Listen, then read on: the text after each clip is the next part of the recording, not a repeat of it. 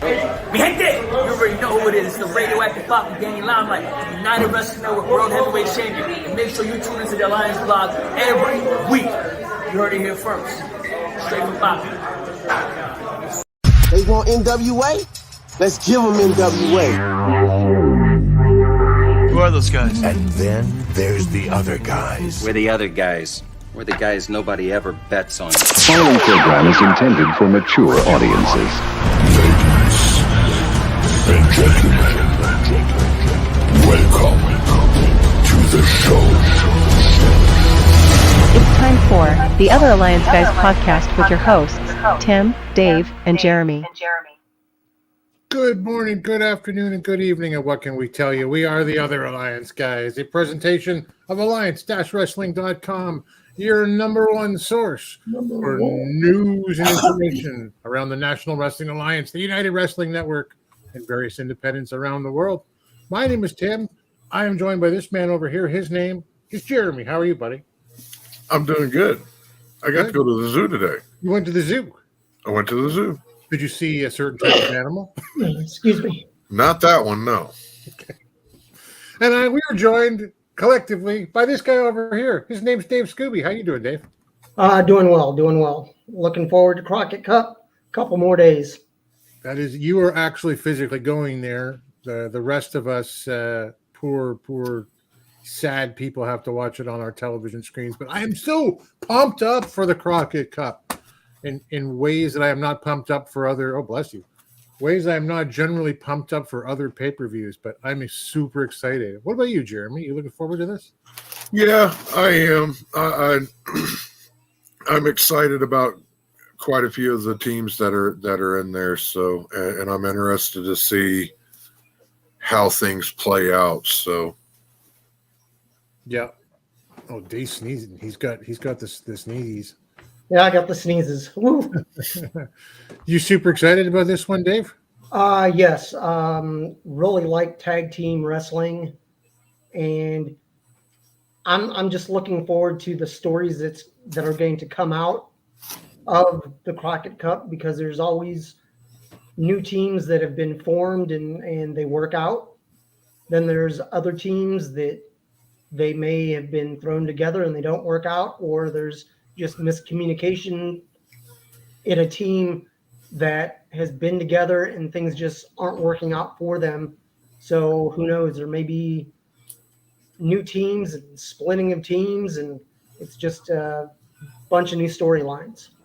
Yeah, for sure. And I went through, I printed out a whole bunch of Crockett Cup bracket sheets. And I filled out like 3 of them, and I kept going, no, I don't like it. It's not. Anyway, I finished it today. I have changed my pick from Latimer and Titus. I am going with Murdoch and Knox, but I don't like it. My heart doesn't want it. Did you guys listen to Vic Delicious and Hale Collins on Busted Open? Yep. No, I haven't. God, it's just, I had no idea. I don't think any of us had any idea, but they were interviewed by Tommy Dreamer, and Mickey James was there, and Dave LaGreca, of course. And I mean, Vic Delicious's story essentially is that, like, we didn't see them for so long, right? But he had at one point broken his leg and then re-broke it and got infected, and he almost lost it. Like, he was hours away from having it cut off. And then when he, I guess he got the treatment he needed, and when he healed it up a little bit, he had the pins taken out, or what was it, Dave? The screws, right? Screws, yeah. The screws taken out of that leg, and it got infected again, and he almost lost it again. And, like this, he was very emotional about it, obviously. So, and he was given the go-ahead to start walking in January. And 5 months, like he said, that's the day me and Hale started training for the Crockett Cup. My heart wants to win the Crockett Cup. It's a hell of an right story. Yeah. It was an incredible story, and I wish the NWA had told it leading up to this. I'm sure, it really would have brought an extra bit of oomph. But I am excited for the Crockett Cup. Let's see who else is excited. Willie's excited to start us off with the Tyrus joke of the day, because when he loses, the NWA World's Heavyweight Championship, buffets and picnics would cease to exist. Oh, Willie can always rely on you, my friend. And Sam Retro's here. He says, well, when Tyrus does lose, I'm going to celebrate at a buffet. Good to see you guys here. Dodie's here. Dodie, my friend, so good to see you. Thank you for being here. Jay's here right now. Let's see, just going down. Chris Drum is here right now. He's trying to sound excited about the Crockett Cup. Sam is for sure excited about the Crockett Cup in Crockett country, which is actually something Dodie had pitched like months ago. Like I hope it isn't in some place that isn't kind of Crockett related. But Willie says Tyrus and Adonis are going to implode. But Chris is more excited about EC3 versus Thrillbilly. And I've been saying recently, guys, I don't think it's time. I don't think it's time for Thrillbilly to take the title off of EC3 already. I don't feel like he's had that kind of defenses, but I kind of, in the days leading up to it, I kind of feel like I'm wrong. What do you think, Jeremy? I definitely think it's time to pull the trigger on him. If you don't do it now, I know that he recently signed a contract, but we don't know how long that is. Typically, from what we've heard, their contracts are a year. Yeah. So you got him locked down for a year. Get it on him now and start building him up, so that way, come this time next year, you've gotten him renewed, and now he's going for the world title. Yeah, and maybe Dave, he goes after the world title if EC3 is taking that off of Tyrus. Do you see that happening? I mean, who knows? Anything can happen, but they seem to be pushing EC3, being that he's been around for quite a while. He's been in several wrestling organizations. Yep. He is a bigger name than most of the others in the NWA at this time. Yeah. That's true. And that's important for the world title. And I mean, as much as everybody's saying, oh, well, Billy put the belt on Tyrus because he has the TV time with the Fox Gutfield show. That's true, but they just need to build it up so the championship means something. Right. And if you have somebody that's wrestling, and I mean the control your narrative, the head games, that's something that they could actually make a good storyline out of if they sit down and go, okay, we're starting here and we're going to end here. What needs to happen in between? And they just basically write it out. And it's a wrestling show, but it's a show that this needs to happen, then this happens, then this happens. Then after all that stuff has happened, you make the story believable, or you make the story at least happen so you can easily follow it from point A to point B to point C. It's just one of those things of, like their shirt says, it's not rocket science. Keep it simple. Keep it simple, stupid. Yep. So just make the story make sense. I was dreaming up some fantasy booking around this, like on my drive, my very, very, very long drive back down from work today. But like when I was agonizing over the Crockett Cup brackets, who am I gonna put through? I had Adonis and Tyrus winning their first match and their second. I figure Tyrus can't go, like they're getting a bye, right? So I don't think he can handle all of this work all at once. So in my fantasy dream, I didn't end up this way in the bracket when I went through it all, and I'll stick by it. Well, I think we're going over that tomorrow. But I got like Tyrus and Adonis in the finals against Latimer and Titus, and again in my dream, right? And right when it looks like they're gonna Tyrus and Adonis are gonna win, Adonis just elbow drops Tyrus in the back of the head. They turn on him. The Latimer and Tyrus win the Crockett Cup, and Chris Adonis says, "Sorry, baby, it's just strictly business." And they reform that group, right, with Adonis in charge, and I'd be like, "Oh, this would be great." But I don't know. I don't think Tyrus and I don't think Latimer need another belt around them right now. So I'm going to stick with Murnox to see who takes it up.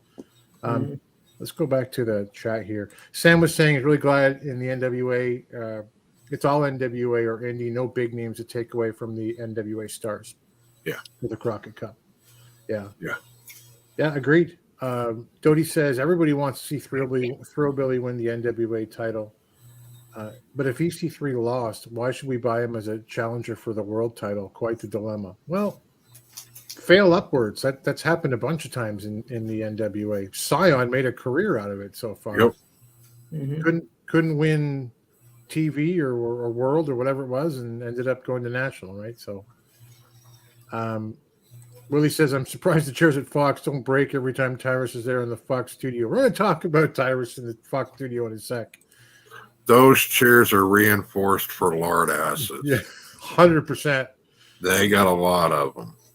The boss is putting up what you're throwing down, Scoob. So that's good stuff. And Willie says, Scion or Jordan Clearwater will be the factors into Tyrus losing the 10 pounds. Maybe. We're not seeing a lot of idol sports mania anymore. So I'm not really sure, but what are we talk about today? We're going to talk about the Crockett Cup Best of show that we saw in place of NWA USA this past week. Jeremy's going to run down the top 3 matches from United Wrestling Network. Dave's going to do some fantasy booking around whether or not these best of episodes are good before major pay-per-views and whether they hurt or hinder. And I thought I'd kick off the show, if you guys will let me just talk even more than I normally do here, by defending the comments that Billy Corgan made recently to the New York Post. And so, and his booking philosophy, and why I think in many, many ways, as unpopular opinion as this is going to be, William Patrick Corgan is right. So I think there were 3 comments that when I'm looking online on Twitter and other social media platforms, people are super offended by out there. One is about Tyrus. Another is about creative control.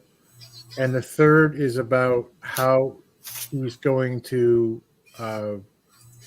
what he thinks about the stuff that comes out of the internet. But I thought it would be very, important to start with, the reason that he has the opinions that he has and where he's coming from are actually earlier in that article. An article that reaches 2 million unique independent viewers every time it goes up online. That's a New York Post, what's the word I'm looking for? They're, it's a number of people they reach. Anyway. Subscription based. Yeah, thank you.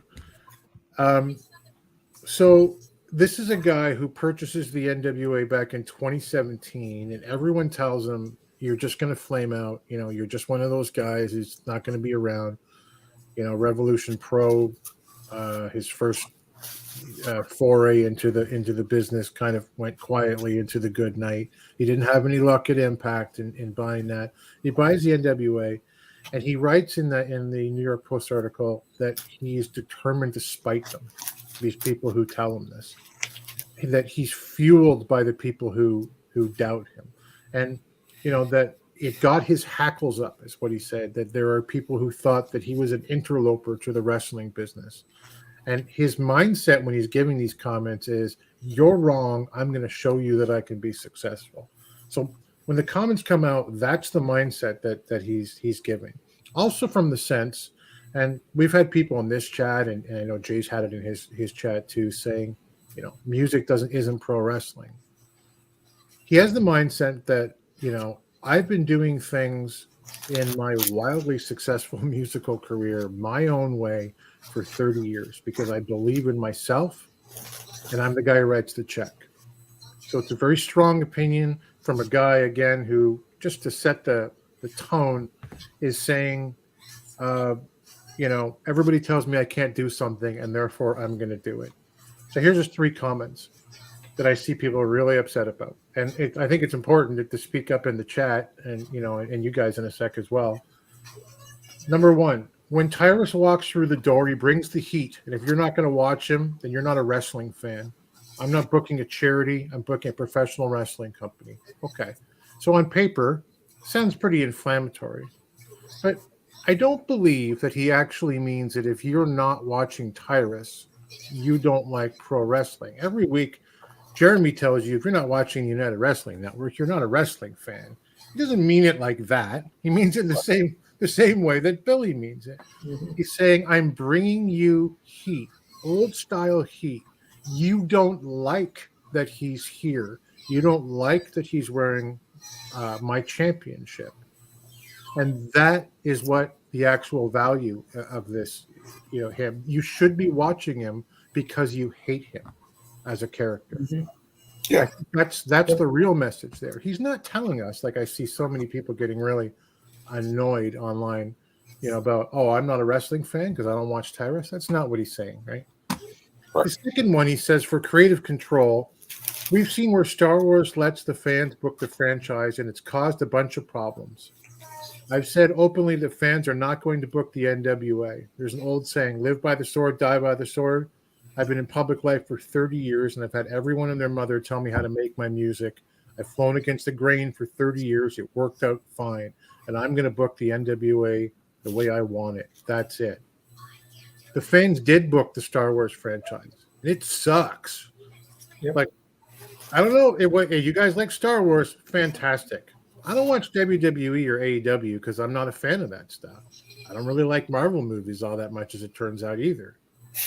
But he's right. The Star Wars movies, that franchise went down the shitter because the fans got a hold and they don't like this or that. And, everything changes. Everything changed, and it's garbage. Billy, by comparison, cannot book the NWA for the fans. He's right. He's going to make all kinds of booking decisions we don't like. But so did the Crockett's. So did Jim Herd, WCW, so did Vince McMahon. Every booker out there, even the ones that we love, I'm sure, Cornette and Delirious and whoever else has made booking decisions that, are unpopular.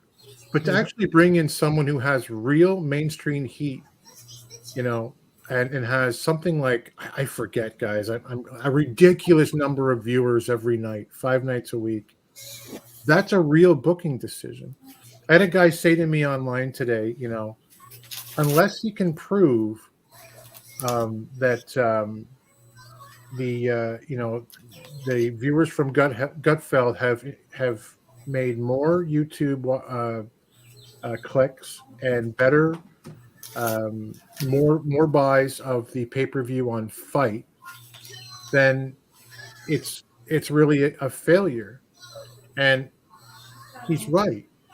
But it still doesn't mean that the experiment shouldn't have happened. And I wouldn't want to put, look, the 3 of us here, we want traveling champions who are athletic, who are believable and who can wrestle.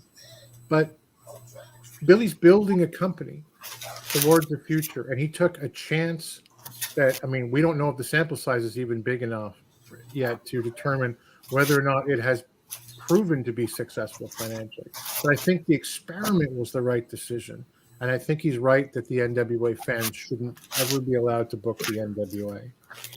And his last one was, it may not be as obvious to the mark crowd that follow every little thing that happens on the internet. By the way, that's us. But in terms of wrestling culture, people are really starting to notice that we've gotten our act together and the wrestling product is really strong. We are very meta, I guess the word is, in our all of us here. We're smart marks, but we are those guys on the internet. We are those guys who don't like it because we're very involved with the details of wrestling. But we want this company to be successful, and so I argue that the decision to book it for the casual fan who isn't involved down in the trenches and looking for every little thing, the people who the Tyrus types can bring in, is the right decision to do. And I think Billy Corgan, while I don't like his many of his booking decisions, has actually booked it probably the way he should book it within the first 5 to 10 years of this company. That's my rant. What do you think? What do you think, Jeremy? Am I wrong? Am I right? So, gut-filled, I Googled it, and gut-filled pulls, as of last year, this was from January the 18th of 2023, but last year, gut-filled averaged just over 2 million viewers a night, including 342,000 in the key 25 to 54 demographic. That topped the Tonight Show with Jimmy Fallon, Jimmy Kimmel. Those are numbers. But again, I don't want to cut you off. I'm sorry, but he gave this interview to a publication that has 2 million viewers every time it puts something out there. So even that is a successful. The fact that we were talking about it. Go ahead, Jeremy. Sorry. Right. Now, whether or not any of that translates, we don't know. But in the grand scope of things, if you've got an individual that is on television, even if he's only on there one night a week, if he's on there for one night a week and he's got that title with him, which he apparently does when he's on there, that's 2 million eyes once a week. That's more than what Raw or AEW is seeing right now. Okay. You know, that's interesting. We don't sign his paycheck. Billy does. And honestly, from a numbers point of view, that's more people seeing your champ than what are watching one night a week. If it was just one night a week, that's more people seeing your champ that one night a week than AEW is getting on their champ or WWE is getting on their champ, and almost combined, right? Because they're barely hitting a million viewers per show. Media Mike is gonna. I think he might be shredding me in the chat here, but we'll get to you in a second. That's an awesome point. Like the number of views that kind of thing gets. Dave looks like he wants to give me cancer with his mind, though. What do you think? I understand what you're saying, and it's. I mean, Billy owns the NWA. He's going to do what he feels is right. We can push all we want for you need to do this, you need to do that. But he's going to do what he wants.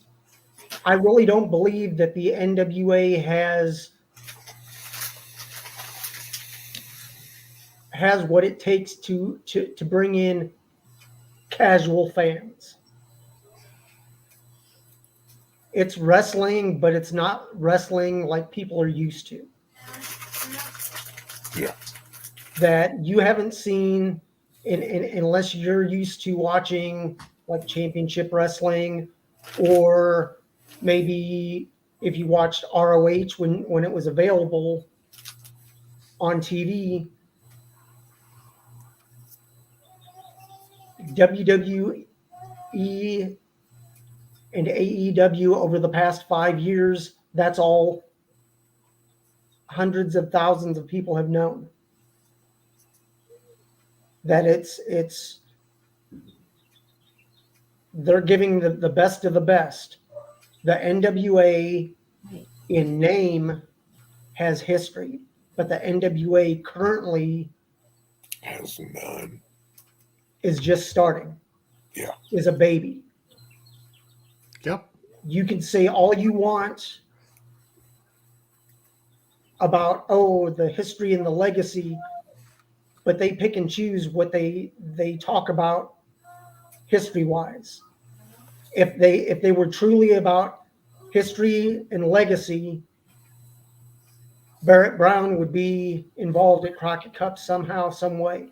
Mm-hmm. The Heat Seekers, who were before the Lightning One era, would be a signed team because they have history with the NWA, not Billy's NWA, but the NWA. Right. Just the 3 letters. But when you pick and choose what you use for your history, that's almost rewriting history. So it's one of those things of, I mean, I love music. I love Metallica. But when you talk about Metallica, most people go, oh, the Black Album. No, I'm talking Metallica. Metallica back when Cliff was with the band. Back when Dave Mustaine was with the band. Ride the Lightning. Oh, no. Master of Puppets. Master of Puppets, baby. All that. But until they hit the Black Album, and then they were quote unquote mainstream, they brought the hard rock to mainstream. If you don't know the history before the Black Album, you don't know the whole story. If all you know is the NWA Lightning One, you don't know the whole story. If you Google Jax Dane, NWA, he has a hell of a history before the Lightning One era. They need to find a way to intertwine the past with the present and make a future. Don't just pick and choose, refer to it. I mean, hey, the Heat Seekers, God, if Joe Galley, if they're in a match and he refers to them as, I believe they're 4-time tag champs from NWA pre-Lightning One. Why not use that to your advantage? All history. I mean, it's there. If you choose to overlook pieces of history, you can't tell a full story. Yeah, it's a bit of a conundrum, isn't it, though? Because pro wrestling companies, almost regardless of companies, they don't give a shit about their own history. There's no one on WWE TV who's talking about Hulk Hogan or Randy Savage or Ricky Steamboat. These are like the Iron Sheik, Bob Backlund, or you can go back, Bruno Sammartino. I don't know the last time I've ever heard Bruno's name on WWE television, if ever. Yeah, so, but the NWA bases itself on that stuff, to your point, right? And that is something they should bring up. Hey, there she is, the number 1 fan. Hello, sweetheart. Hello. I'm going to go to this chat here because it is extensive. I'm going to go back here for a sec.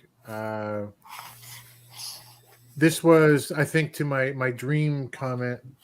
The VC3 caused Tyrus and Adonis their second round match. Tyrus has all the reason in the world to screw EC3 out of the national championship. Keep the story with Tyrus rolled. Yeah, that is awesome. I would be all for that. So Mike, our friend Money Mike. Star Wars is terrible now. Okay, so Billy isn't booking NWA for the fans, so to speak, not for the fan ideas either. He and Pat Kenny are taking their ideas and implementing them. Yes. I mean, I'd have a booker if it were me, and I had the guy with all the money, but he thinks he's a booker. And that's, so he shouldn't, like my argument was that he shouldn't be, I think he's right not to have the fans actually, I'm going to listen to what they say and do what everybody wants. Yeah, go ahead, Jeremy. Oh, no, he's definitely right in saying that. I can't remember who it was. You start letting the fans book everything, it's where you end up with guys like Orange Cassidy and Marco Stunt. Yep. Nothing against either one of those. They're both talented individuals, but they never should have gotten the amount of spotlight that they did. Yeah. I mean, arguably, I would agree. I'm sorry for getting to these a little bit later, Mike, because I think they might lose a little bit of the context as we continue to talk. But Tim, there's a slight difference between the Alliance blog and its staff and people such as Meltzer or Johnson or Hausman. I'm not sure if I'm going to prove your point or mine in saying this, Mike. And it's fine either way with me because I think all opinions are valid, and I'm not as smart as anyone on this broadcast or in this chat room. But I would maybe counter by saying that Meltzer or Johnson or whoever Hausman is probably don't talk about the NWA at all. No, not really. So I'm not sure that it's valid, or maybe that is the point. 2 million viewers. 2 million viewers is okay. It's mid, but that don't mean shit when it's going to get viewers to the NWA. If the numbers from Fox meant anything, have NWA released how many buys they got? Over 200 buys is not successful. I don't think it's likely at this stage in the game in WPC's best interest to release how much traffic he's gotten from Fox News. Yeah. But he is talking very positively about the future. And that might just be corporate speak. And that's important to do. I can tell you as a business guy, you want to pitch, your product right to the end. And in pro wrestling, WCW was like, "Hey, here's WCW Greed," and that was the last paper. And then no one ever talked about closing, and that was the last pay-per-view they ever let out, and they didn't even mention it. It was just, "Here's our best effort." So even if the chips are down, I don't think that we would expect to hear anything. Mike says it's Raw now getting over 2 million. Raw is also established no matter if it's 1.5 to 1.55 mil a week. NWA and YouTube, 34,000 views in 2 weeks. That's sad. They used to do way more. Yeah, I mean, I think they have almost 300,000 subscribers to the channel. That's pretty good. Yeah. Willie says Fox isn't helping promote NWA pay-per-view events as Power and USA. That's a good point. Yeah. I really think that it is important to impress upon your world's champion that when you're sitting there in the chair and I've never seen the show. Maybe he does do this, but at the end of the night, "Hey, Tyrus, anything you got going on?" He's like, "I'm at the Crockett Cup this weekend, baby. You be turning it on Fight and watch." I hope he does that, but it may not happen. Jeremy, Mike loves you. He loves you very deeply. Willie says Raw stands for really awful wrestling. Tyrus and Fox aren't doing anything for the NWA. So Jay says, "I don't hate the experiment, the Tyrus experiment. I hate that he keeps pushing him, and I hate it." Has the sample size been long enough yet, guys? Have we had Tyrus for 6 months yet? Oh yeah. Yeah, it's been long enough. The NWA is currently orchestrated as a biz that is not a pro wrestling company. SAG credits for wrestlers, music royalties for Smashing Pumpkins tunes on TNA. This isn't the NWA as it was 2 years ago. Yep. It is definitely a different model. Not bringing them in now. I think he's talking about the Heat Seekers. They just got here. Oh, well, they associated with Joe Casano? No. Okay. Keep the Heat Seeker. Okay. I needed some kind of editor. I saw fire. Hey, ooh, Steve Money demonetizing Mike. It's all good, buddy. Mike has interesting pastimes. Willie says Brian Cage, Charlie Haas, Laredo Kid, the sons of Kevin Von Erich should be involved in the NWA. Dear Dave Marquez, please buy the NWA from Billy. Thanks, the remaining fans of the NWA. I would back that 100%. And you could he's already even got a built-in territory system with the EWN that he could use. Love for your granddaughter, future NWA women's champion. Sorry, I'm a bit behind on some of this stuff. Oh, Jeremy's granddaughter is your future NWA World Women's Champion. There you go. You hear that, booger? Yes. Yes. There you go. So listen, let's just take a couple more here and kind of move on because we're getting behind our time already. I have talked way too much, as I often do. I don't need Billy to book for me. I just want him to book better. Right. And I think that's really well said, boss. Yeah. Very well said. Yes, and Billy has spoken positive. He has many fires in an oven. You can't sound like your product is dying and expect an entity to want your product. Yeah, agreed. Mike also says, hey, I don't mind Tyrus as champ. It's what's being done with him that's lousy and not bringing any eyes. Fair argument. Sam is praying that Tyrus loses in St. Louis.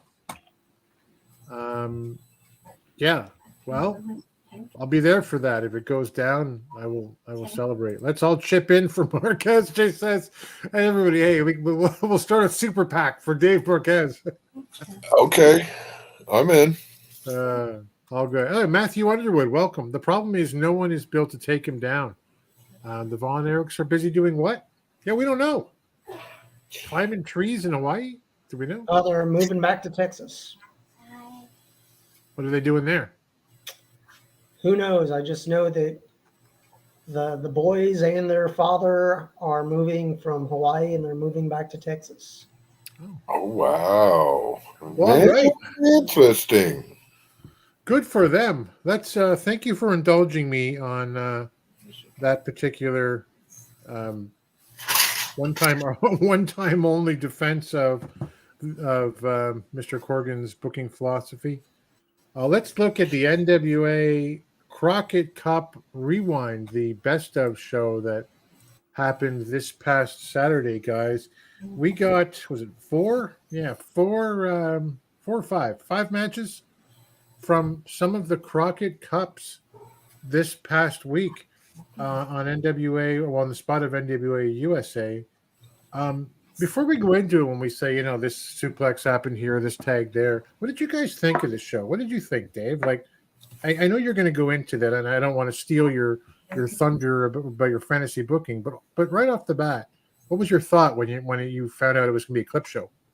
I was actually glad, because if you've ever been to a taping, or you know how the NWA does their tapings, as they get towards the next pay-per-view, the crowd is wore out. The wrestlers are wore out. Doing a best of show, or where you do a highlight show of what's coming up at the next pay-per-view. This is what happened in the past. These are some of the teams that are going to be featured at the upcoming Crockett Cup. Here's the info. It's a big commercial for your next pay-per-view. Right. It highlights the good, and and the NWA can steer wherever they need to be. That if you watched the programming over the last couple weeks, you've seen teams form, you've seen teams win, you've seen teams lose, but then they go on to the Crockett Cup.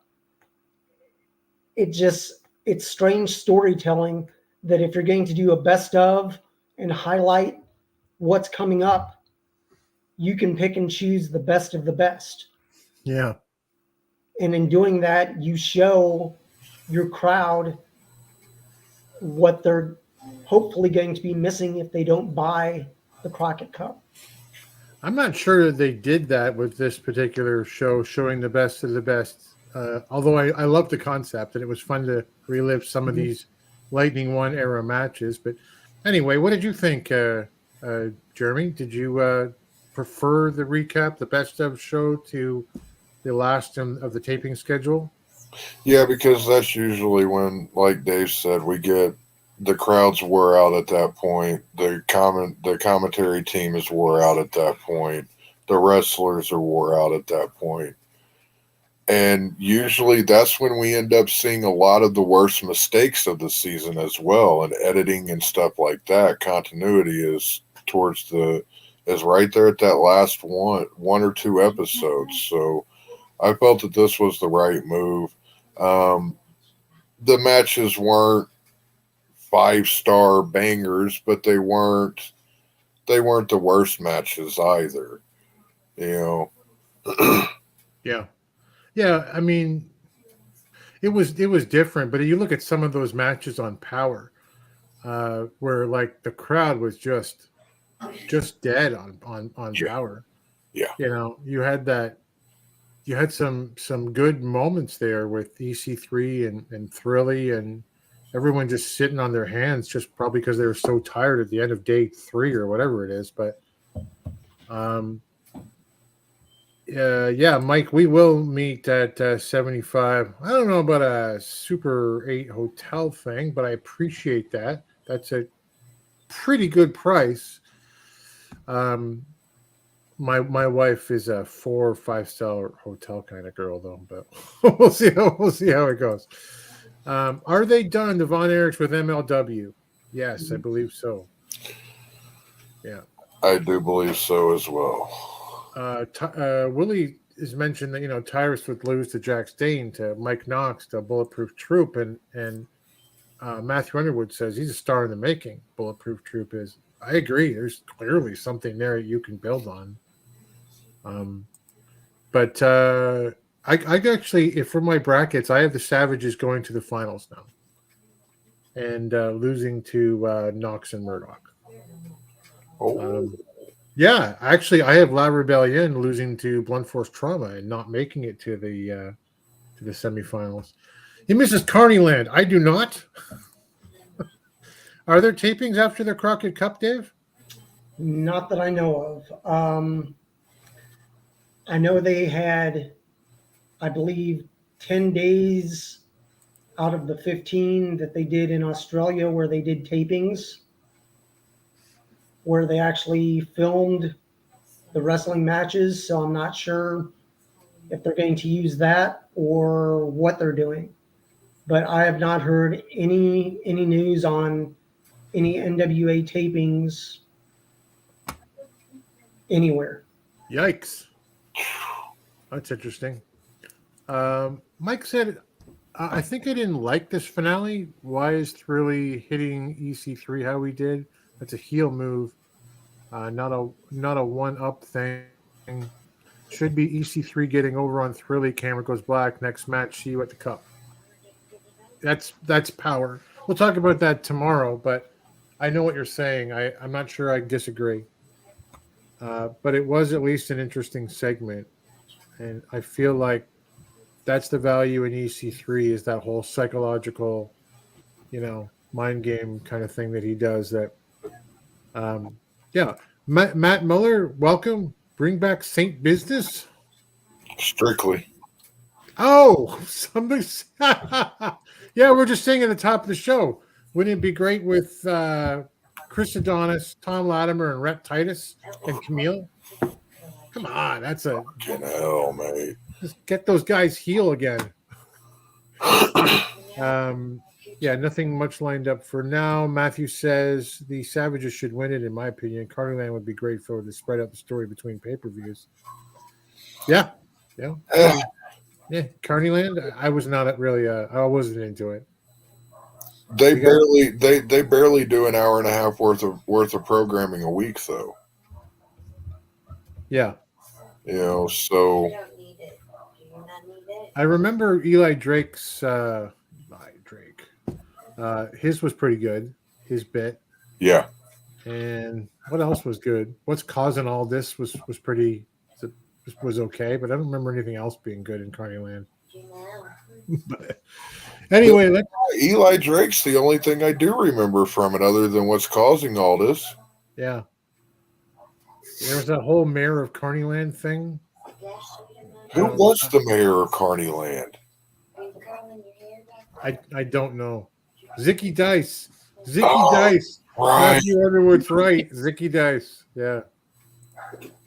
Yeah. Willie Bowen. Eli Drake's Let Me Talk to You. Yeah.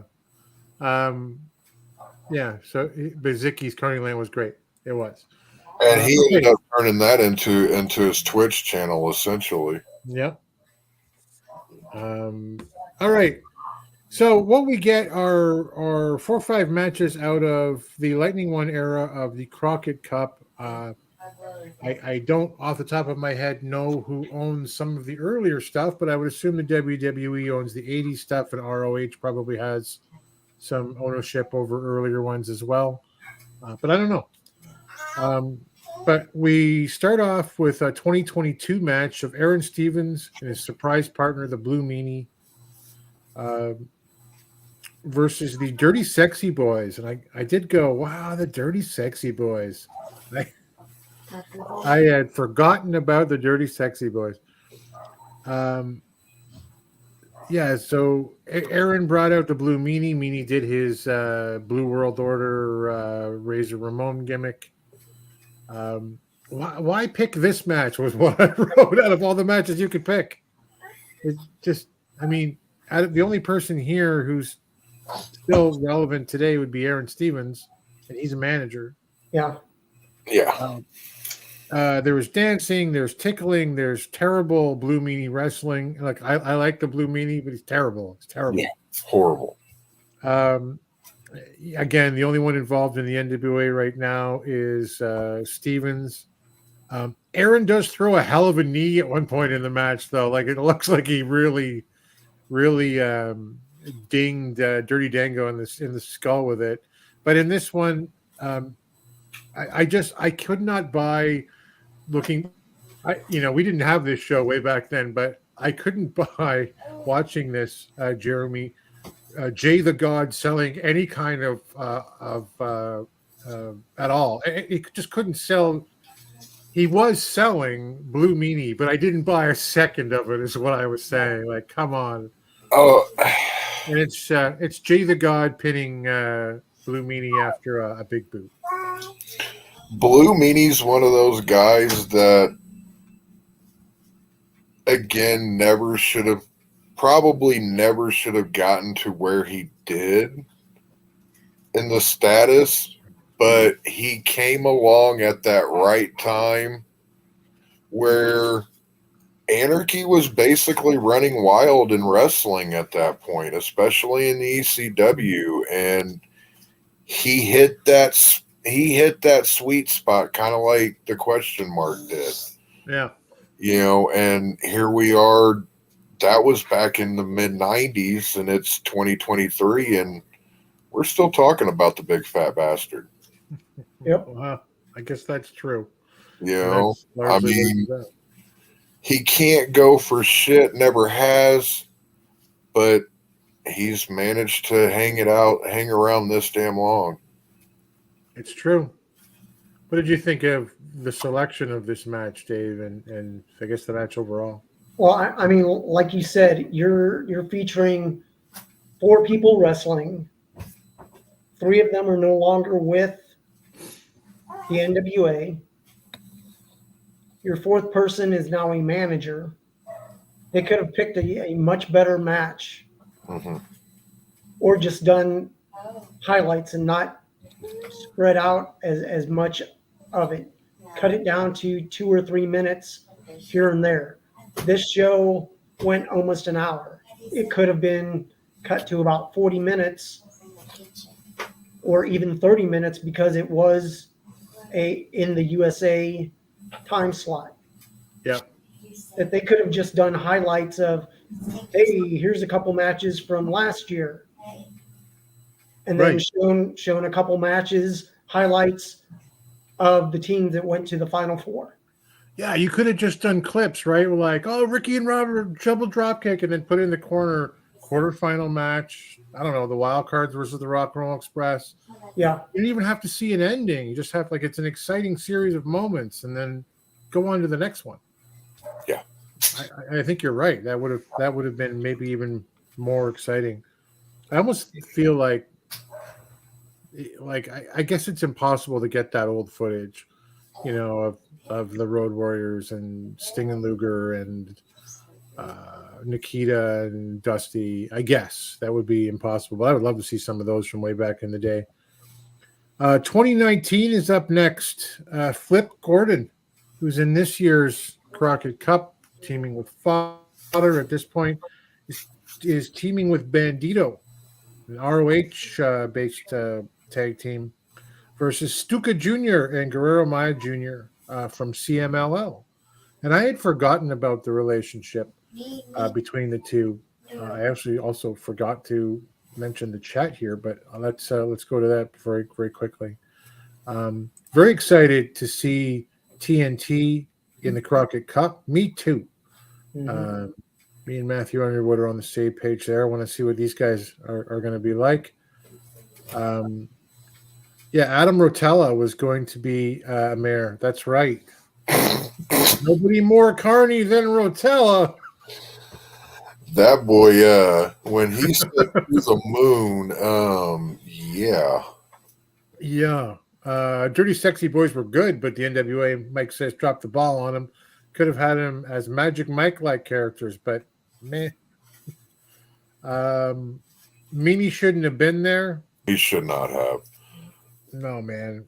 You guys remember when he dropped all the weight and became Blue Boy for a while? Yep. Yeah. He dropped like 150. He dropped like half a Blue Meanie. He was super skinny. And anyway, Allison K's Carneyland was good too. I do seem to recall that vaguely as being okay. Yeah, I'm with Dodie. Adam Rotella. I don't heard of him in many years. Here we go. Flip flop. That's right. Or as Dave calls the team, Flippin' Psychos. Matthew Underwood. But the Fed will occasionally use NWA footage for Cody. Yeah, funny how it's one-way street. Yeah. Anyway, it is what it is for now. So back to Gordon and Bandito versus Stuka Jr., Guerrero Maya Jr. There's a code of honor handshake. I dig it. I'd forgotten CMLL was involved in this. It wasn't even that long ago. Setup looked great for this, guys. Like that setup for that year's Crockett Cup, amazing. 100%. Cornette on commentary. I forgot how good Cornette was on commentary. Because you hear him on his podcast and he has like bad puns and he's off the cuff and he hates everything except for the people who deserve his praise kind of thing. And I listen all the time, don't get me wrong. But Cornette on commentary, he's making historical points. This is what happened in this year. This reminds me of this. What you're seeing here is this, guys. And I'm like, so good. He was so good. He sounded like an audiobook. Yeah, you're right. Yeah. Just a very informative audiobook, man. And yeah, that was one of the things that I noted about it. I truly do miss his commentary. Yeah. He is so smooth with it. Yeah, they certainly lost something when they lost that. The crowd digs Bandito. Stuka and Maya are being sold as having the experience here. They shake hands. They exchange a couple of moves. They shake hands again, and Gordon and Maya Jr. come in, and they also shake hands. It's a very respectful match. Some of the spots in there's a tilt-a-whirl backbreaker on both of its opponents by Guerrero Maya Jr. 4 times in a row. Like it looked like it hurt like hell. The monkey flips by Stuka, which he does twice in a row, are phenomenal. Like they're so good. This is Lucha Libre, I guess, at its best. There is a corkscrew standing tag team submission on Flip. Like I've never seen anything like it before. There's a double surfboard that Flip covers on. Like it was a lot of great spots in the match. Stuka has a blind plancha to the outside, just blind. Goes up onto the top turnbuckle, just boop to the outside. Like it looked great. Springboard drop kicks by Flip. Look, there's all kinds of dives, suicidas, there's planchas to the outside. There's a really cool skin the cat moonsault combo by Flip Gordon. There was a really good frog splash by Bandito. So as you would expect, I was reading Jay's comment. Yeah, there's 1,000 false finishes before Flip hits a swing out cutter on Stuka to win. I thought this was pretty exciting, Dave. I'll look back for some of the super spot filled stuff that you could see in the Crockett Cup. I did like the match. It's one of those things that if you're not used to the lucha style of wrestling, it takes you out of the match because they go through all this, they get beat to hell, and then they spring back up. But you have to look at it as almost, these wrestlers are like a cat. They have 9 lives. They go, they get taken down, boom, they're back up. They've used that life. That it's one of these things that these are the times when you really suspend your belief. Yeah. You can watch the matches, you can see the great moves. But if that was done in true, honest form and fashion, they wouldn't get back up. Half those moves that they do to each other, the person that is on offense is actually on defense. That the other wrestler is assisting them to make the move look as realistic and pop back up. Right. That you just have to look at it and more or less, if it's not your style, either move on or just suspend your belief and go, okay, I'm not going to say that wrestling is fake, but this does not look real to me. Right. Yeah, there's a bunch of superhero fights going on in the ring, right? Yeah. It was fun for a one shot for me. Mm-hmm. I think that's kind of what you're saying, but yeah, I don't know. It would be. I can suspend my belief that much either. What did you think of it, Jeremy? I'm like you on this. I love what luchadors bring to the NWA, but I'm still. It's not something that I take in on a regular basis. So, like Dave said, the analogy of a cat with 9 lives, that was a really good way to look. That's a really good way to look at it because that's kind of what they are. They're just popping back up. Right. I'm dead. Now I need to come right back. Overall, it was a fun match, but it again, though, for me, it's in doses. A match here, a match there. Once a week, awesome. A little more than that, and it kind of takes me out. So yeah, a nice feature of the Crockett Cup, and with this, this year we've got 2 luchador teams in the. So I think it was a nice thing to have that you could see one of and prepare us for what's gonna go on. Let's see what the chat's up to. Matt Miller says, "Who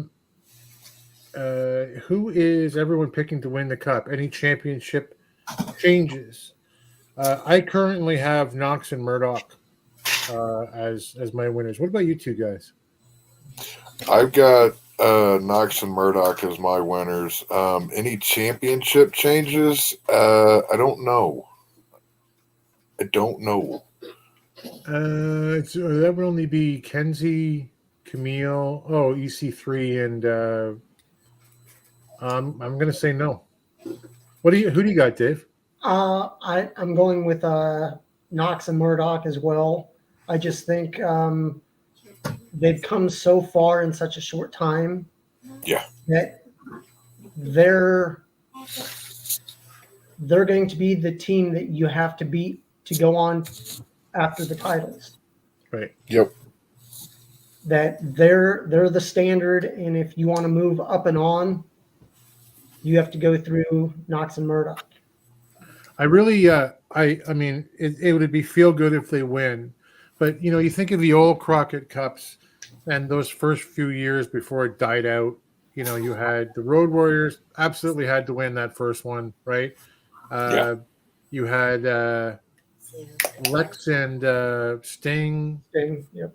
Which were a perfect pick, and then Nikita and Dusty. That story wrote itself, and I know that's so long ago. There's no teams like that, like there were with the Briscoes, and that particular story. But it's more fun this way. I think that there isn't. I don't know that they need to win the Crockett Cup, but I like them as Crockett Cup winners more than I do as World Tag Team Champions in the future. Yeah. Yeah. Matthew Underwood says Thrillbilly should not win. I agree. Not right now, but soon. Willie's got Knox and Murdoch. Good choice. Matt says he's going for a cut above. Yeah, they were my original picks, and I've moved on from that one. I would love to see that happen. Corny is sorely missed. Open the checkbook.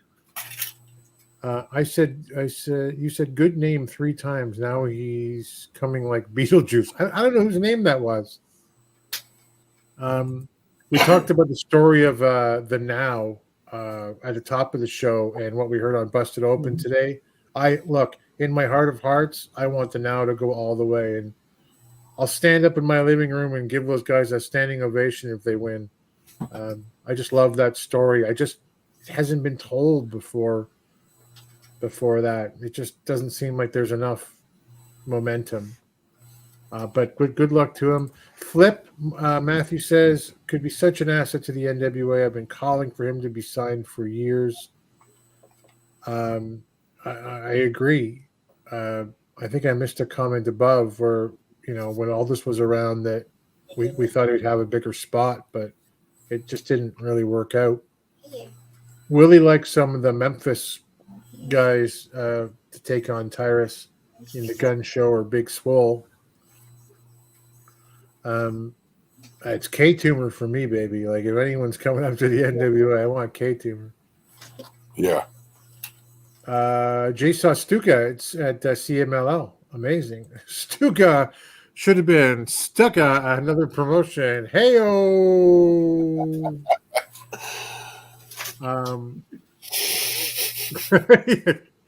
Dave's like, why do I do this? I don't. We need more people to do what Owens and Joe did. Move the hell out of the way. Did I miss something? Probably. Sorry, Mike. Flip Gordon is awesome. Matt says that was what I read earlier. I'm sorry. Willie likes Samoa Joe and Watts in the NWA. Where's Watts, guys? Chicago. Oh, he's in Chicago. Oh, I don't know. Oh, okay. You're just making stuff up. That's a rumor you're starting. I wish he was back, and I wish he was wrestling. Yeah. I'd love to see him back in the UWN anywhere. Yep. Matthew Underwood, there's a lot of guys who make sense at this point. You have to show with studio money backing them. Yeah, I mean, it's probably coming near that time. Oh, it's going so quick. They're leaving my screen here. Mike had Knox and Murdoch, but changed him. Jay's a big lucha guy. Please take a look at that and subscribe to that on the social media platforms. Willie likes La Hydra.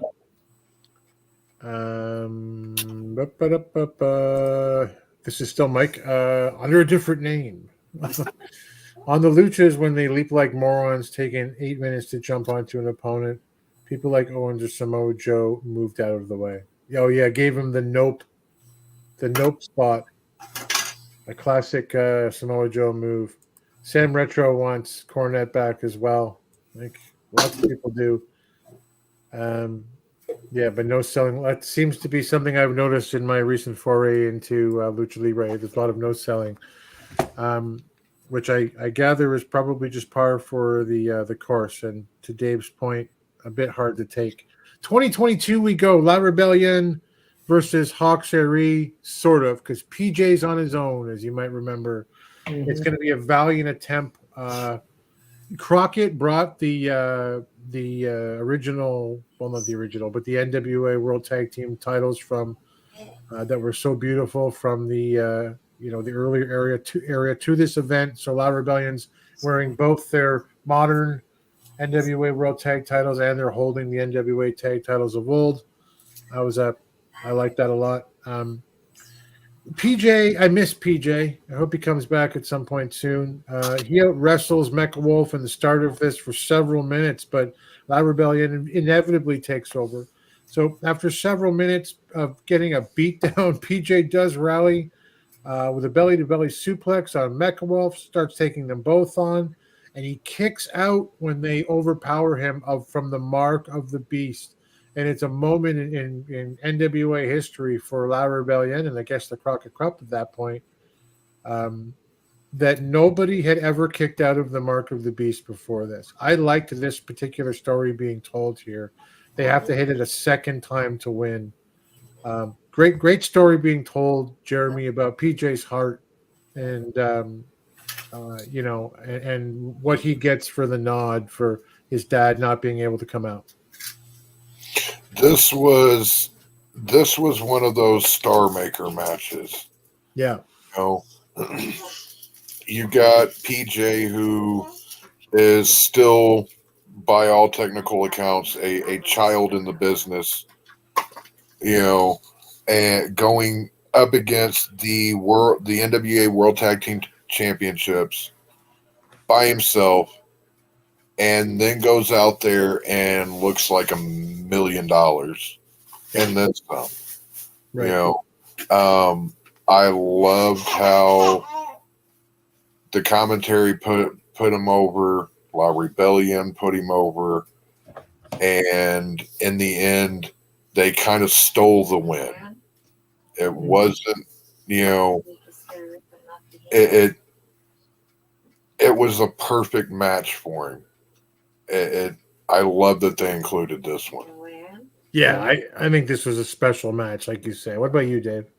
Well, it's one of those when you have a 2-on-1, you always want the underdog to win, but just by being in that match, it upped PJ's stock, and I believe with his dad Luke doing so much of the stunt work in Hollywood and movies and TV shows, that they're actually going to try to push PJ for the junior heavyweight title. Great. But if I was wondering why they showed this, and I'm like, well, PJ isn't really involved with Crockett Cup at all.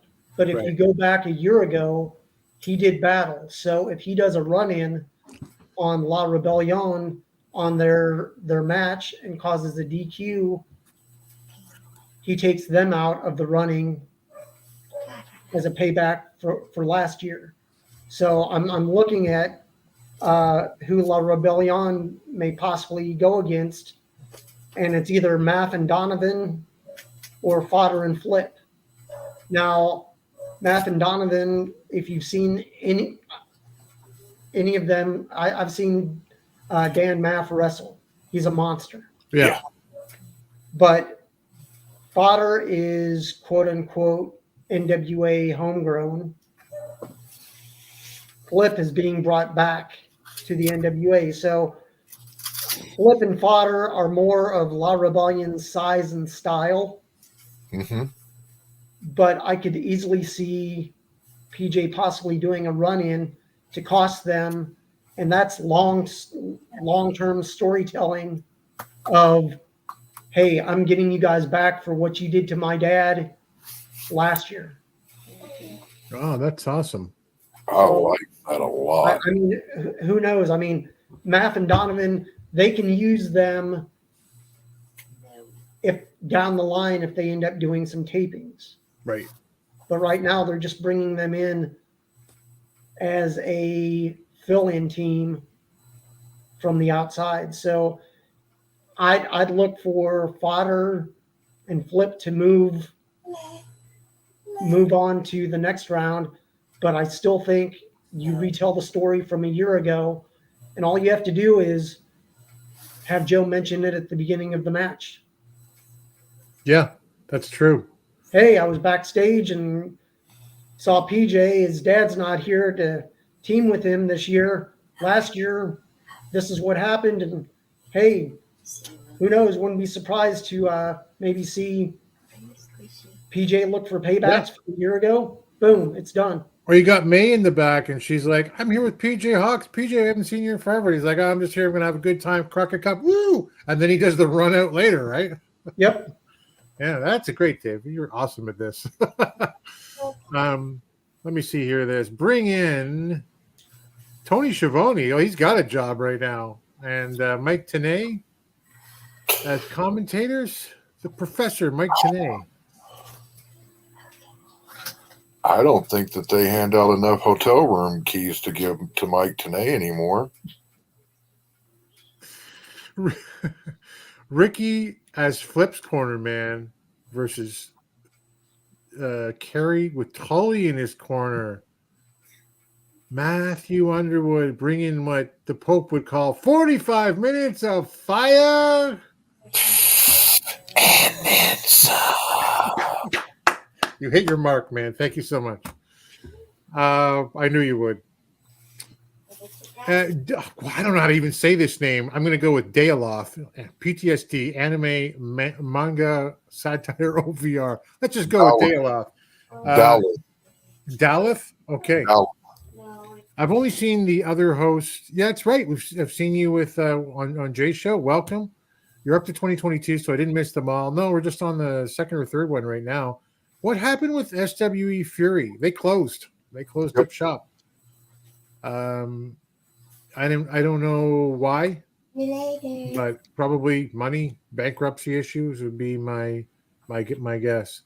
Didn't know nobody kicked out of the Mark of the Beast. I mean, I didn't either before they said it on the show. Like during the match, right?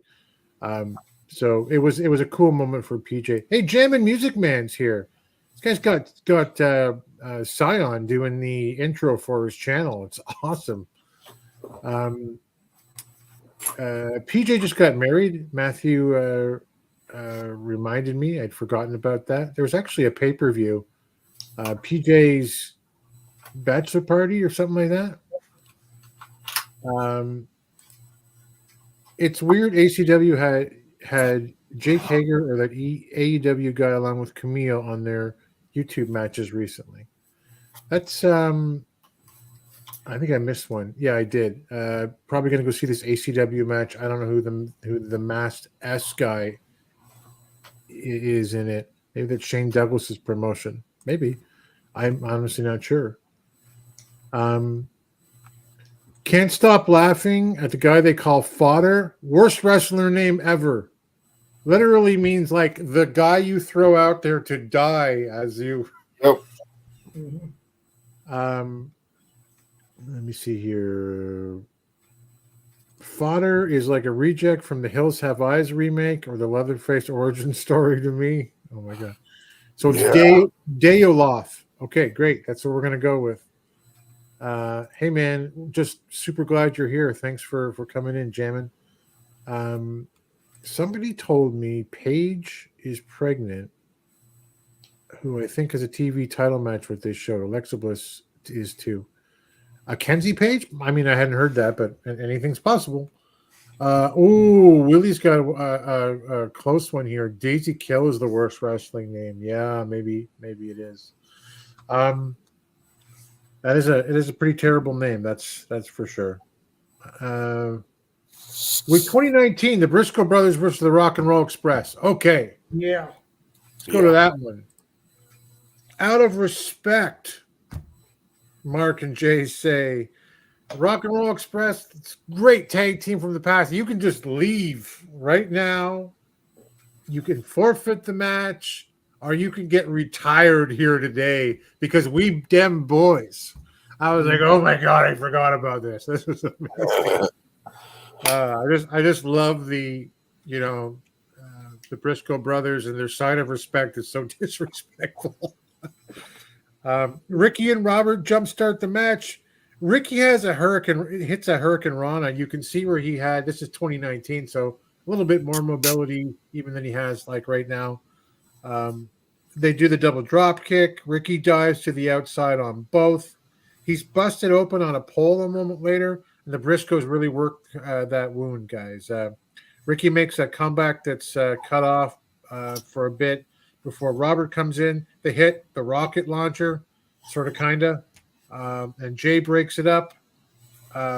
There is a Death Valley driver and a top rope elbow drop that wins this for the Briscoes, Jeremy. I enjoyed this trip down memory lane to 2019 and this match. How about you? I enjoyed it. This was still when I was kind of in my halcyon days with the Rock and Roll Express, my nostalgic feel with them, and getting to see them go up against arguably the greatest tag team on the planet at that time. That was a dream come true for a dumbass kid from Evansville. Yeah, well said. I really dug it too. How about you, Dave? It was one of the excuse me, not so much a passing of the torch, but a meeting of the past and the present, and then going into the future. Right. Briscoes were already established, but unless you followed ROH, you really knew nothing about them. Right. It can be, they can be the best tag team out there, but if nobody knows who they are, it's like, oh, okay, these are some hillbilly looking guys, and they're badasses, but I know who the Rock and Roll Express is. I don't know who these guys are. It was a good passing of the torch, and I think it helped people experience something new. Right.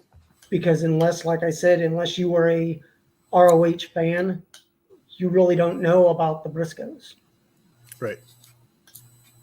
Yeah. I think we're all on the same page.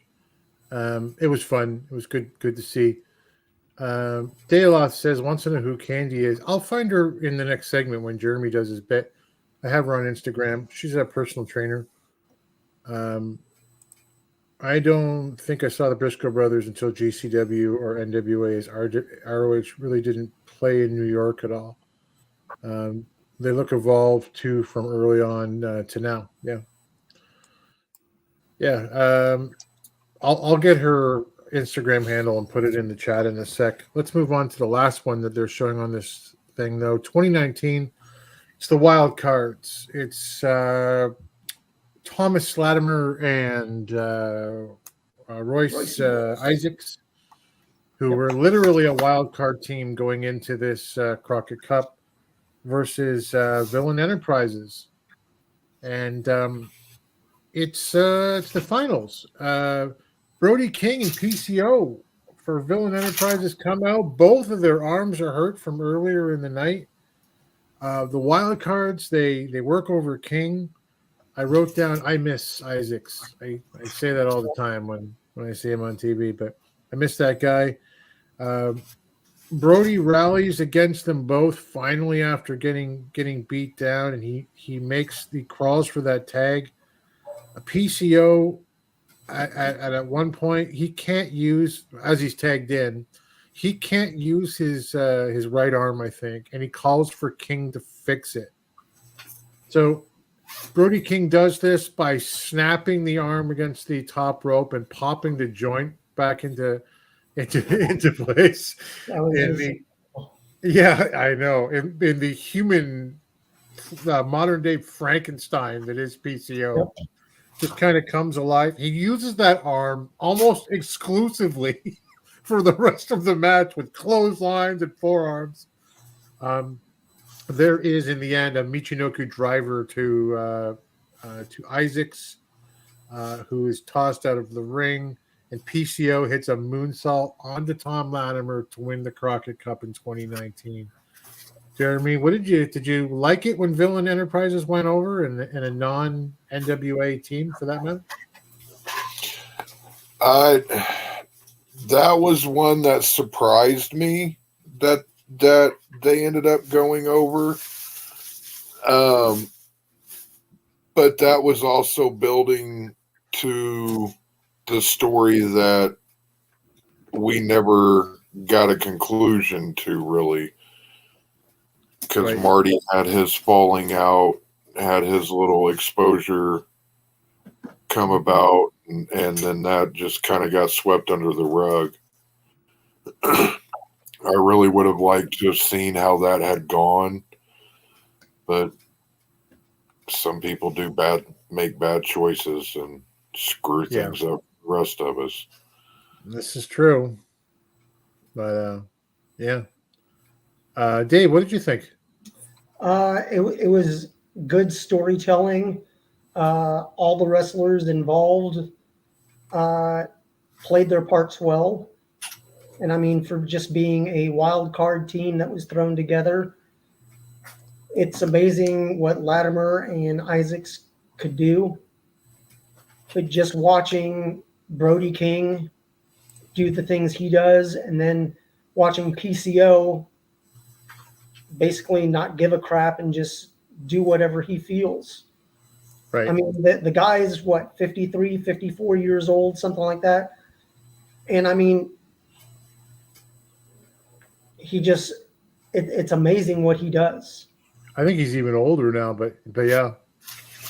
But I mean, it's amazing.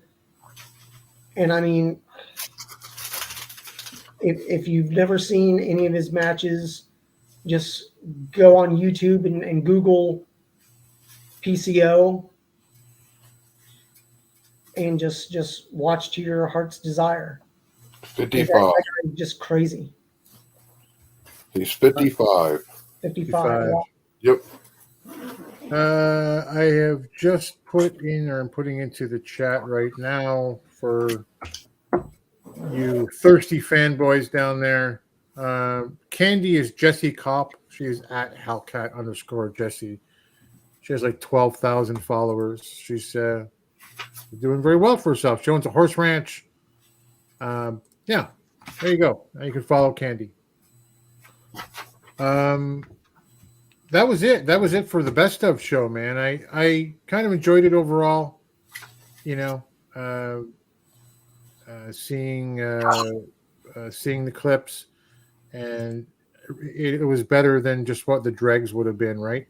Yeah. At the end of a taping schedule. Let's turn things over to our good friend Jeremy now to look at the United Wrestling Network and his top 3 matches from around the UWN in a segment we like to call Championship Wrestling from Jeremy. I need all of you to stop what you're doing and listen. The following is a presentation of the United Wrestling Network. It's time for Championship Wrestling from Jeremy. Take it away, buddy. Oh, you're muted. Or did I mute you? There we go. There we go. First up, we've got some highlights from Memphis Wrestling this week. None of the matches really stood out to me this week. We did get to see Colton Cage beat up Jimmy Blaylock finally. Tommy The Dreamer. Tupelo tornado, though, Jeremy. The Tupelo tornado. What was that? What was that one that John Cena debuted? The Hiroshima elbow or something like that, or the Kawasaki elbow point or some shit. I don't know. But I don't know. It was about as devastating as that. Robbed.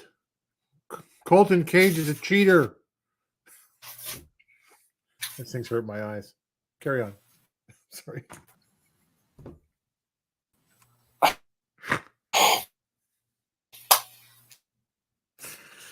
Are you still with us? He's frozen. We've broken Jeremy. Yeah. Uh-oh. I'm gonna drop out.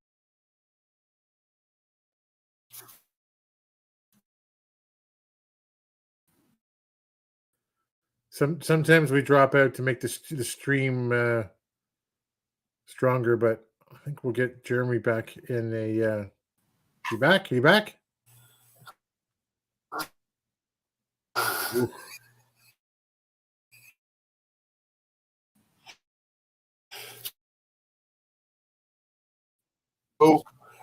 Tom Kramer will be bringing his inhuman friend PCO with him whenever he gets some payback against the posse. K Toomer squared off against Barnabas, the leader, and we got introduced to Cordell and Big Red Robert. You're really choppy right now, but I can. Did you I got lose that me? Yeah.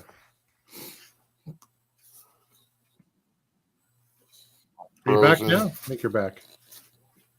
Oh no. Can hear you. Oh, he's dropped out. Well, I know one part he was talking about there was what's his name? Aaron Roberts brought in his brother and his dad. It was actually a pretty good segment for a place like Memphis. I don't know if you saw it, Dave, but it was it wasn't too bad for a low budget, like outside, the studio shoot in the parking lot kind of thing, right? Here comes Jeremy. He's back now. He's about to be. Oh, boy. It's a bit rough. There he is. You back? I think so. Am I? Okay. Yeah. Repeat everything you just said. Okay, so Colton Cage beat Hollywood Jimmy Blaylock. Tommy Dreamer will be bringing PCO with him to get some payback against the posse for attacking him. K Toomer squared off with Barnabas the leader, and we got introduced to Cordell and Big Red Roberts. Those are the two individuals that Aaron Roberts had come out and attack Mike Anthony last week. So we got introduced to those two individuals. Then we go to Championship Wrestling presented by Car Shield. And I picked the United Television title match against Papo Esco and the defending champion Jack Banning.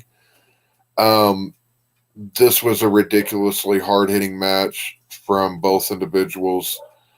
We got about 12 minutes, I think it was, in total. It was a good long match. In the end, though, naturally, Jack Banning isn't coming off of that title anytime soon. He cracked Papo Esco twice with it just to ensure that he keep the big man down and pinned him. Then we go to Derby City Wrestling, and we had the match with Aaron Williams versus Willie Mack, and Lord Crew was out with Williams. Another hard-hitting match that was really good. Go watch it. Go watch all 3 shows. Just do it. Don't think about it anymore. I'm just go watch them. Stop what you're doing. Log off of this live stream immediately. No, don't log off of us. No, after this. Listen, lots of talk in the chat, but number one, in that backstage attack on Papo Esco, Danny Limelight with the Alliance-Wrestling.com toque on his head. Right. Attaboy, champ. Attaboy. We love you for it. Putting over the Alliance. That's awesome. You know what I really liked? I was just saying while you were coming back there was the Roberts clan. I thought like that outside, this is my brother, mask comes off. This is my dad, mask comes off. I actually thought, like, I know they just went outside. They're like, and go. It was really good. Like, I just thought Aaron Roberts was like, gift of the gab, and I thought he did a great job. It was one of my favorite little segments on that show. And Jeremy has frozen again. Yeah. There you go. You back? I don't know. I don't think so. Let's see here. So Dayloft says, I see people talk about seeing Memphis after NWA. I guess that it's like Hollywood Wrestling Company, kind of. Yes, and very much so. So Jeremy covers the United. I enjoyed it a lot. And I'm frozen again because of course. Can kind of hear you now, like you're way back. So the United Wrestling Network, Dayloth, has Championship Wrestling, formerly Championship Wrestling from Hollywood. It's currently Championship Wrestling presented by CarShield. It has Derby City Wrestling, and it has Memphis Wrestling. All 3 of them under the United Wrestling Network banner with a communal world champion.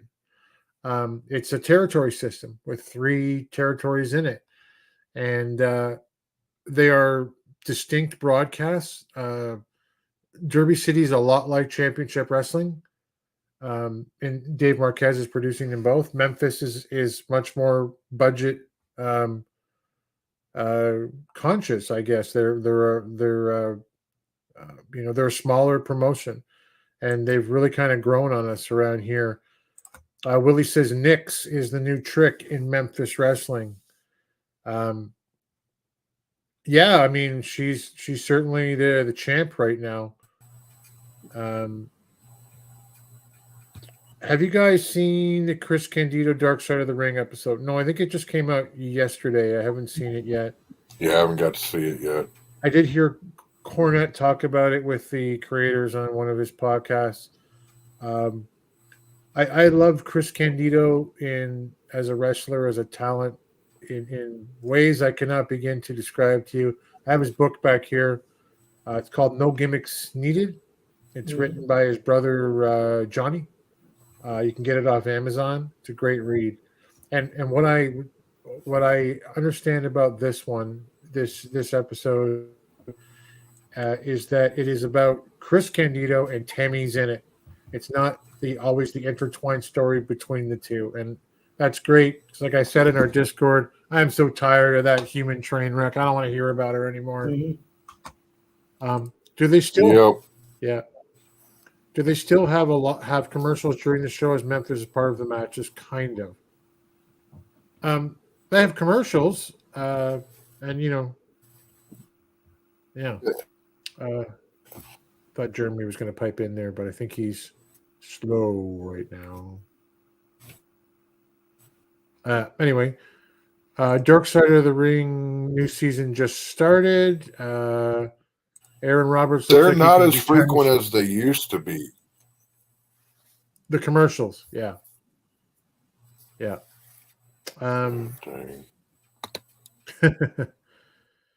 What else we got here? I'm gonna skip over some of this stuff. Lots of stuff happening in the chat. But we got to keep everything going here. Isn't Tammy in jail? She's in jail, Dave. I think currently awaiting trial. Isn't that correct? You're muted, Dave.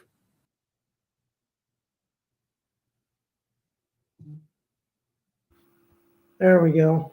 I believe she is. She's just fallen so far from where she was. It's one of those things of rather not be guilty by association. So Yeah. it's one of those things of WWE has stepped back. I wish the best for anybody that is having problems, whether it be drugs, alcohol, whatever their vice is. If she can help herself by getting help, but sometimes you got to hit rock bottom before you start the climb again. I feel like she's been down there for a while, and I 100% agree. There's you want to be sympathetic and hope for the best for these people, and then of course there's no real answer to any of this stuff, but it's you get behind the wheel when you're in that shape and you cause someone's death, which allegedly may have happened here. I got no time for it. You know what I mean? So that is what it. That's a whole other subject that we could get into and spend 2 hours on, but there you go. Dodie says Vice is going bankrupt. Sorry. There we go. That's funny, Willie. Vice is going bankrupt. Will Dark Side of the Ring still keep going? They have 10 episodes, Dave, in the can? I believe 10 this season. Yeah. Including Magnum TA. What else? Anyway, it looks interesting. Okay. Well, Jeremy is probably rebooting his computer right now, so we'll thank him and we'll move on from that at the moment. And we will go to our good friend Dave Scooby for his Fantasy Booker segment that we like to call "I Respect You, Booker Man."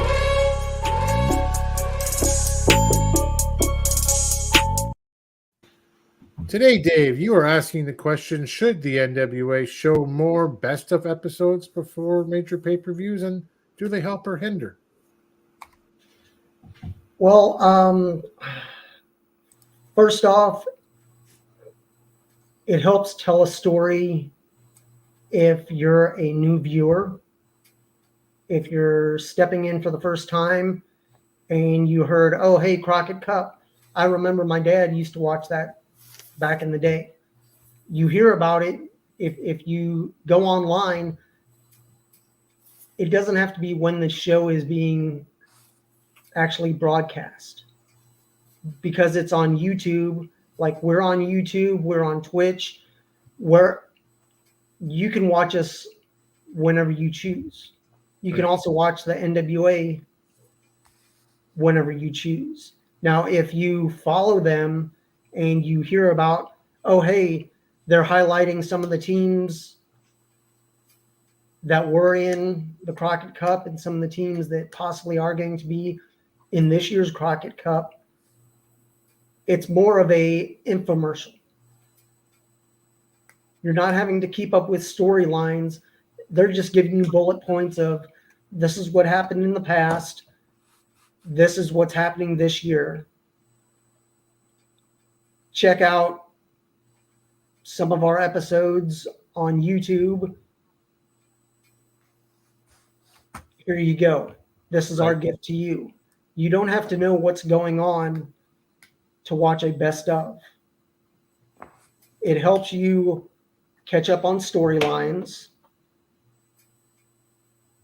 Plus, it tells the history. That if you have no idea what Crockett Cup is, and you go and Google Crockett Cup, you'll find the 3 back in the 80s. You may find out about why it's called the Crockett Cup, David Crockett, Jim Crockett, and then you'll see, NWA. Hey, it started again back in 2019. Let's see. And it's one of these things of doing best of and highlighting past pay-per-views and past winners, showing video clips here and there, also giving a little sample of, hey, here's some of the teams this year that could possibly be a winner. Now, if you know anything about the Crockett Cup, it has established tag teams, it has thrown together tag teams, but it also has feuds that evolve out of the pay-per-view. That if you lose to a specific team, you're not going any further. But that doesn't stop you from going after that team once the Crockett Cup is over. It's a way to help build up new talent by showing these best of that they can highlight. And I don't know why they actually did a power episode yesterday. Mm-hmm. I would have done, hey, it's the control center for Crockett Cup 2023, and highlight each of the new teams that have been possibly added. Make it a big infomercial. Wrestling is just wrestling. It's like when they did the interviews with Billy. Those were great interviews. But after 2 or 3 weeks of them, I was jonesing for some wrestling.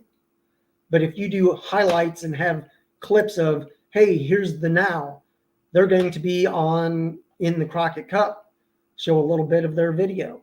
Hey, here's a couple new teams that are going to be in the Last Chance 4-way. Here's Daisy Kill. Here's Talos. Boom. It's all a big information. It's almost information overload. But the good thing about it being a video, you can watch the whole thing, then go back and watch it again. What did I miss? It's one of those things that, because I'm involved with the Alliance guys, the other Alliance guys, I watch an episode first just to watch it. I then go back and watch it again and make notes. Mm-hmm. I then compare my notes with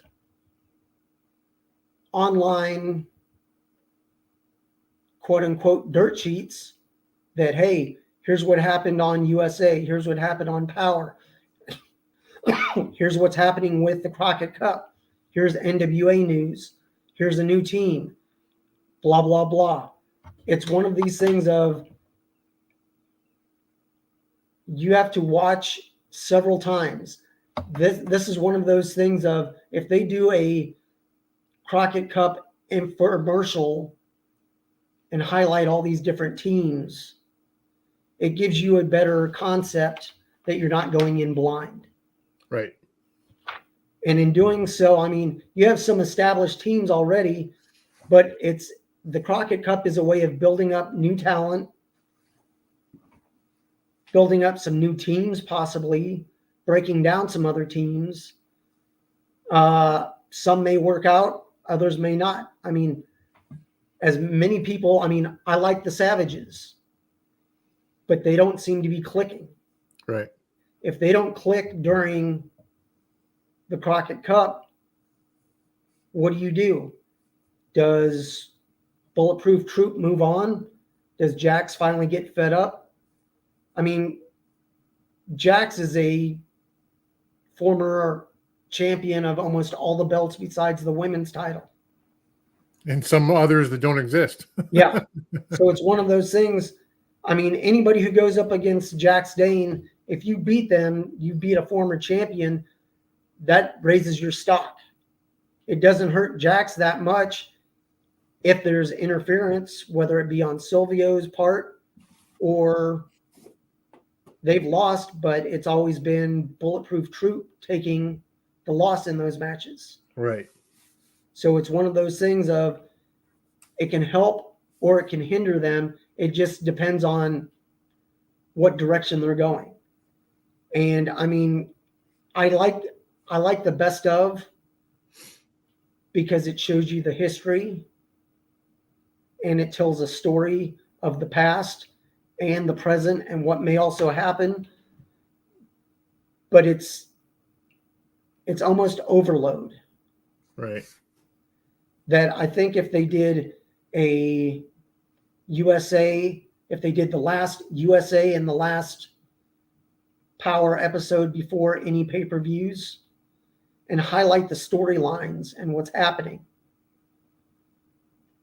So it's almost like the old TV shows that if it's a part 1 or a part 2, or hey, here's what happened on last week's episode, and they give you a 30-minute explanation of so-and-so did this, so-and-so did this, and now here's this week's episode. Right. If you end up doing that, you're furthering the story. And I think highlighting and doing the best of, all it can do is help your product. You're not seeing matches that don't mean quote unquote as much or don't have anything to do with the storyline. That this way, if you know your last 2 episodes are going to be best of, you don't have to film as much. Right.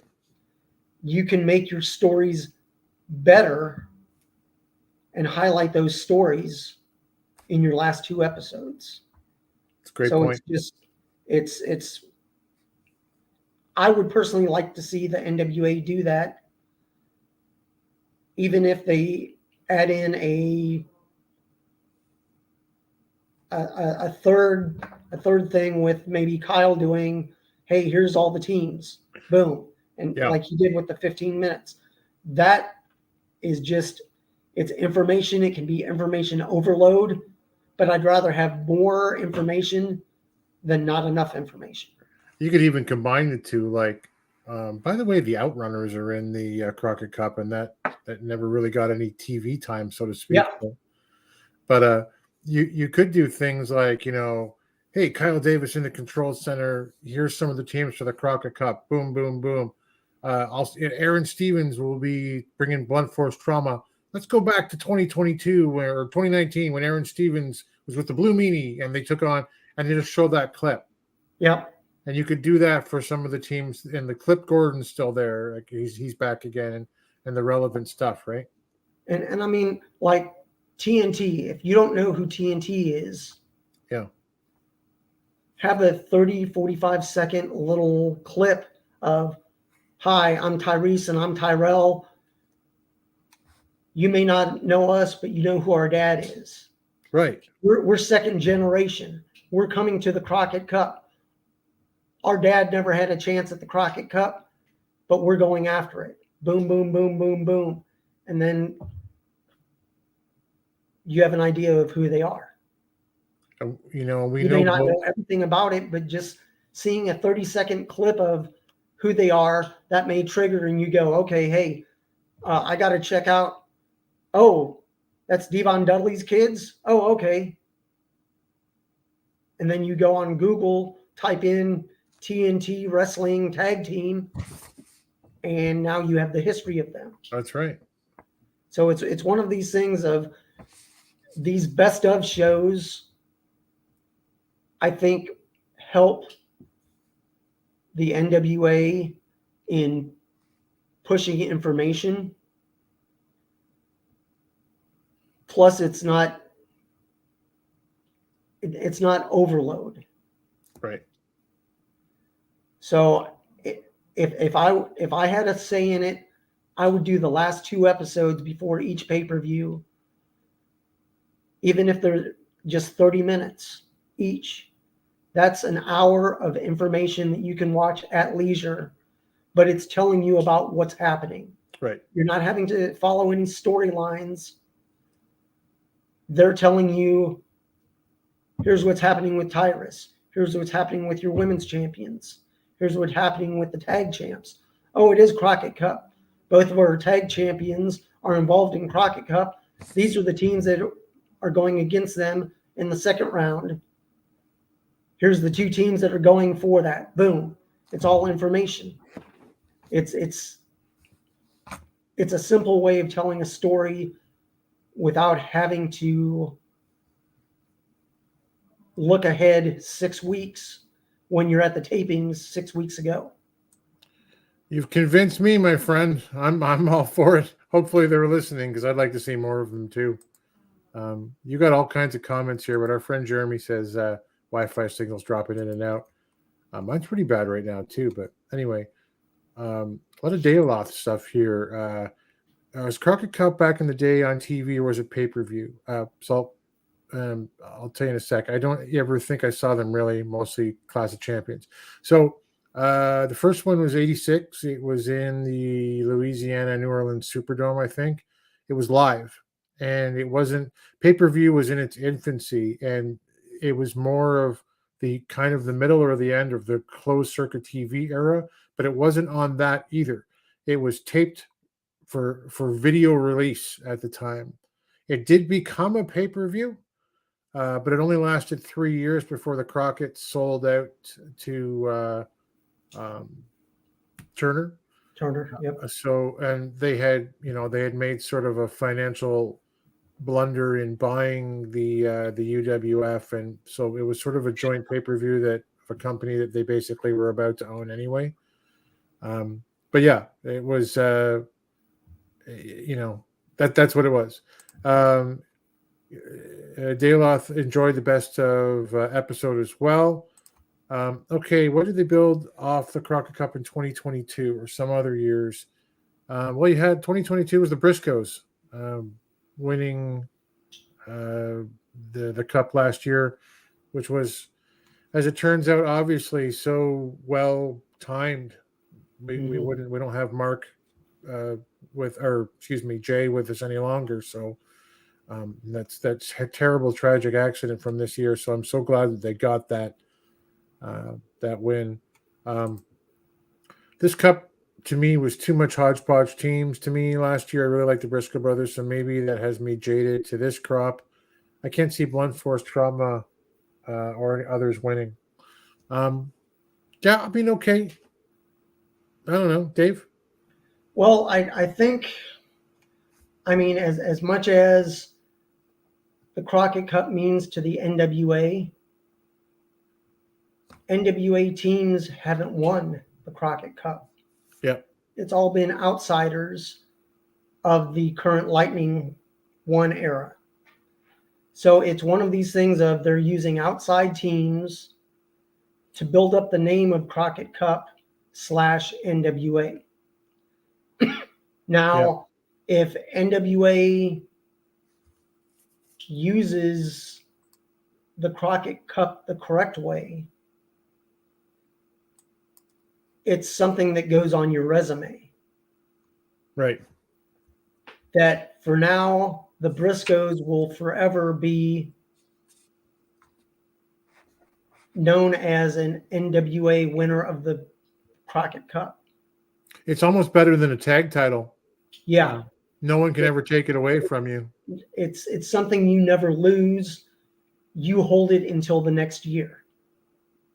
Yeah. So it's one of these things of the Crockett Cup. I think what they're doing, there's only, I'd say, maybe 5 teams that logically should win or at least have a chance at it.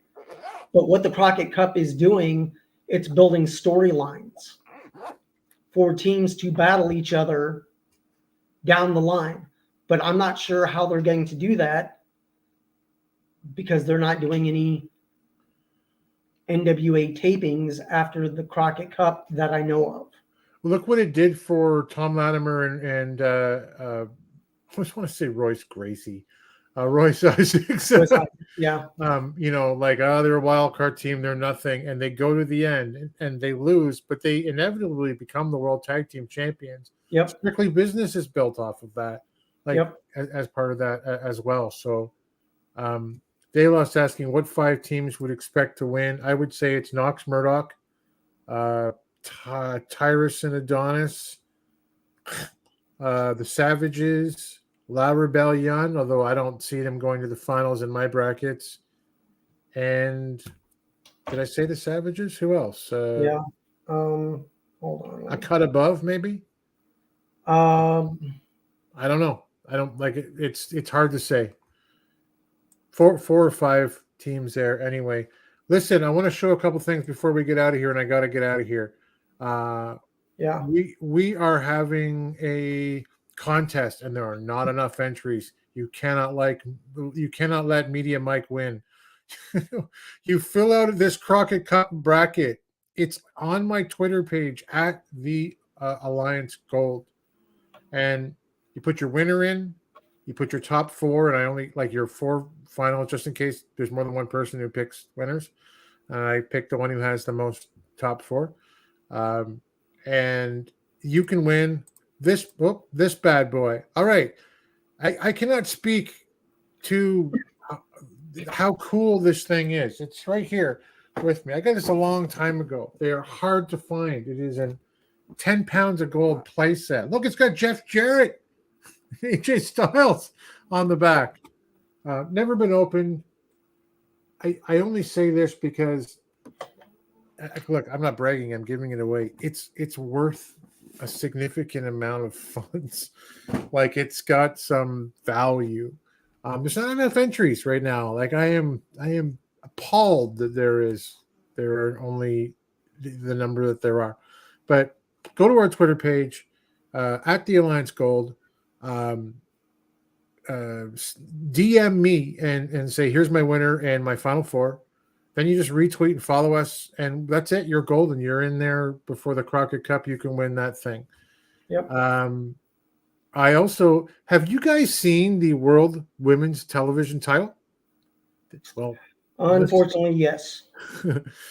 If you haven't in the chat, you're going to right now. It will be revealed this at the Crockett Cup pay-per-view, I'm told, but PW Insider has a shot of the new NWA Women's World Television Championship. There it is in all its glory. If you like that sort of thing, there's a close-up of the main plate. Yeah. I mean, it is what it is, guys. I am not a fan. It looks to me like one of those places when you're like, go on Google and they're like, get your marketing executive of the year belt made here. Yeah. Not a fan. Don't see how this looks feminine in any way, for that matter. I don't mind the star in the middle, like the 0 star. That's a nice touch. But the rest of it, it's a thumbs down for me. Anyways, I just thought I'd show you guys that one. Likes it, don't like it. It's kind of hard to explain. Yeah, I guess maybe a bit too silver. Kerry Morton going VIP wrestling where Barrett Brown wrestles regularly. Yes, that's a story we should talk about. We'll probably have to do that tomorrow. Tomorrow, Dave and I are back, and hopefully Jeremy too, with the OG Alliance guys. We have been invited onto their show to talk about the Crockett Cup. I imagine we're going to be picking Crockett Cup winners and going through the brackets, taking a look at Power, and all good things then. So that is tomorrow night. Actually, I'll get to that in a second. It's 8:00 Eastern, but I'll do it. Dave, where can they find you on social media? They can find me at Dave Scooby on Twitter and Instagram, and at Dave Scooby1 over on TikTok. Ooh, I don't have TikTok anymore. Maybe I'll re-download it. I am at the Alliance blog on everywhere: Twitter, Instagram, wherever else that is. I'm on Facebook. That's where all the belt biographies are kind of held. And at the Alliance, did I say blog? At the AllianceGold.com is where I'm trying to upload all of my belt biographies to as well. Jeremy is at HJWOTS on Twitter. He is at youtube.com/@worm5559 on YouTube, where he is getting more and more into his interviews of some wrestling personalities from the NWA, FAM, and UWN as well. He actually not too long ago just did Dustin Starr from Memphis Wrestling. That was pretty cool.